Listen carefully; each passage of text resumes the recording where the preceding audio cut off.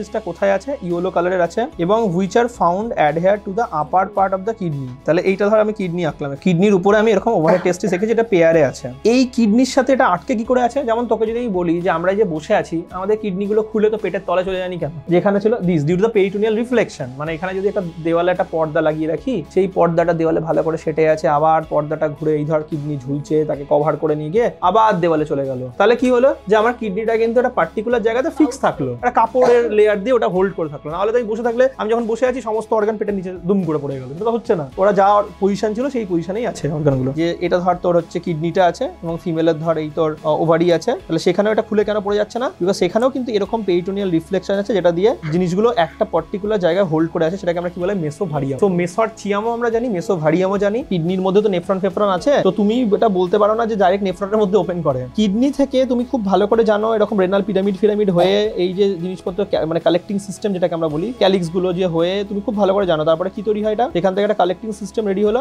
এই যে collecting system যেটা রেডি হলো, সেখানে গিয়ে এই ধরো টেস্টিসটা, এই ধরো ভাষা ইফারেন্সিয়া ভিডি না কিন্তু ভি গুলো কিডনির মধ্যে ঢুকলো কি দিয়ে বলো?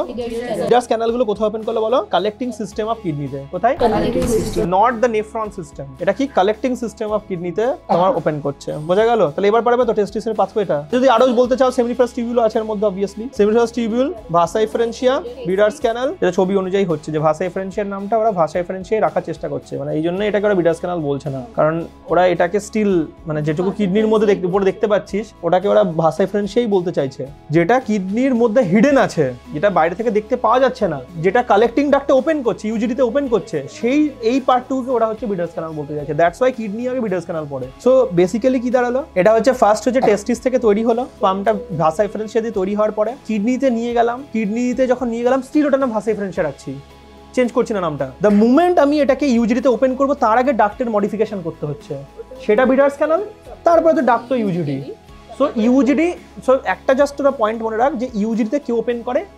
ভিডাস ক্যানাল ওপেন করে, ইউজিডিতে ভাষা ইফারেন্সিয়া ওপেন করে না, তার মাঝখানে কিডনি পড়বে। এইখানে একটা ছোট্ট করে জিনিস বলি যে এখানে তাহলে ব্লাডারের ইউনিটলি ব্লাডারের রোলটা কি?